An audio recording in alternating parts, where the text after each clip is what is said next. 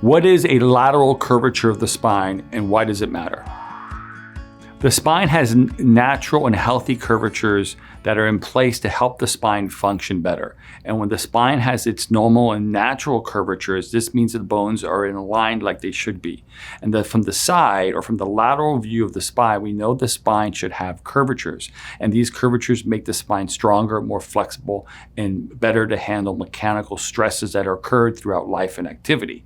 But a lateral curvature of the spine is referring to the spine actually having an unnatural or abnormal bend of the spine to the side, and it's looking from the front, it's laterally bending to one side or to the other.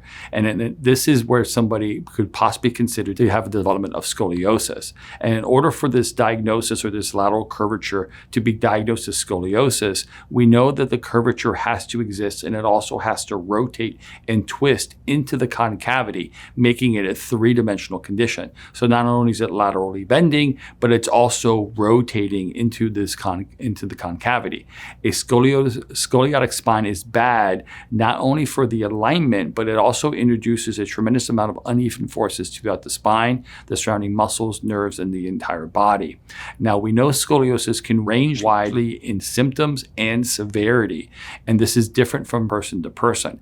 In children, we expect the main effect of this lateral curvature or this scoliosis to be typically a postural deviation that's seen outwardly. And normally it means it's going to be uneven shoulders, it's going to be uneven hips, uneven waist, asymmetrical rib cage, something along those lines, that there'll be an asymmetrical posture from one side to the other. In adults, the main symptom or effect of scoliosis tends to be scoliosis pain. And this can be back pain or pain that radiates into the extremities due to compression of tissues and nerves. It can also lead to sciatic pain going down into the legs or even radicular pain into the upper extremities if the scoliosis is in the upper part of the body. But in general, the more severe the scoliosis is, the more likely the effects are going to be more noticeable. And this is true in children and adults. Now, how big can a scoliosis become? How much lateral bend can occur into the spine before it can actually stop? Now, unfortunately, we know scoliosis is a progressive condition and it's very nature to worsen over time. And in fact, the biggest trigger for progression, unfortunately, is growth during adolescent stages. And this adolescent growth, as the patient grows, the curve tends to grow with them. And the reason why I say unfortunately, because you can't stop growth. So therefore, we can't stop what's going to end up happening when the patient grows, and the curve can progress at this time.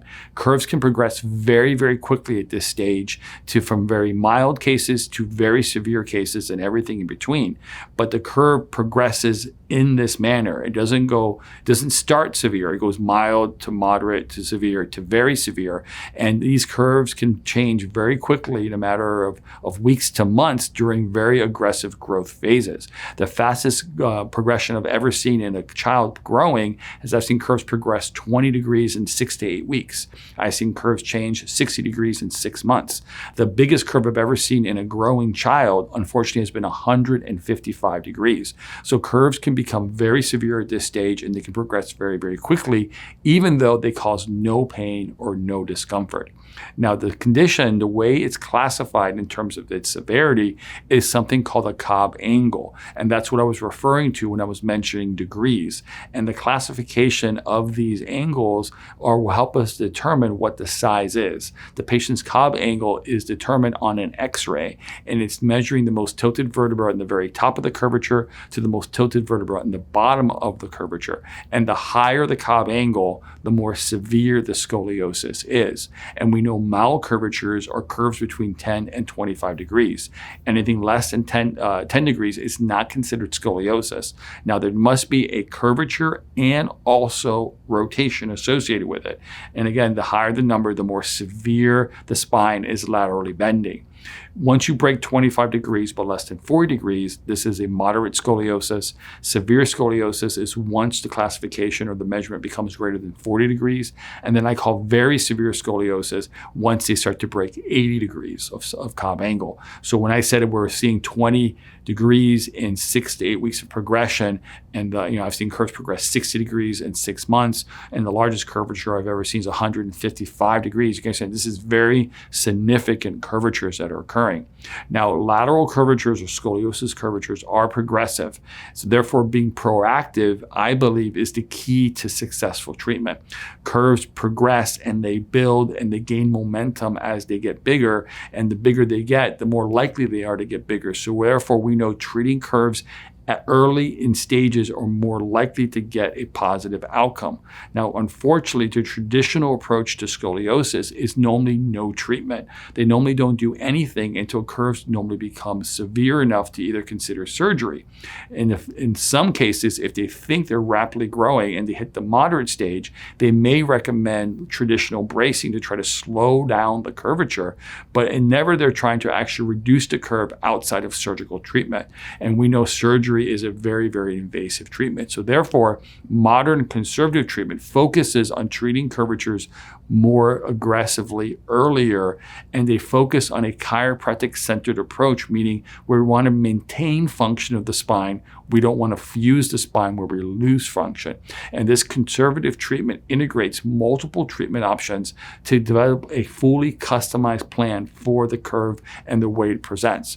Now, chiropractic care can work at reducing the curvature by providing specific chiropractic adjustments, not only to the curves, but to the most tilted vertebrae and associated vertebrae next to the scoliosis. We know therapy and specific scoliosis exercises can help increase core strength, and it can also improve something that we call neuromuscular activity between the brain and the body to help make the brain and the body more communicating in a brain-body awareness type of model. We know corrective bracing can be used to help push the spine into a straighter position and remodel the torso into a more symmetrical alignment.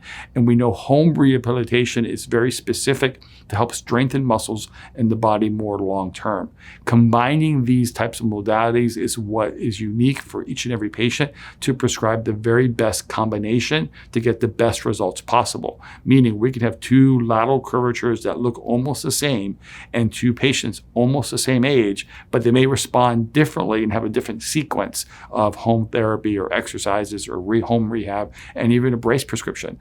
So therefore, choosing a doctor that's focusing on conservative treatment is the best way to get the best results. Here at the Scoliosis Reduction Center, our patients benefit from this modern approach of scoliosis reduction. And the reason why is because we normally treat scoliosis in a very proactive manner because we understand scoliosis is a progressive and incurable. So therefore, not treating it and letting it get larger means it's only going to get more difficult to treat.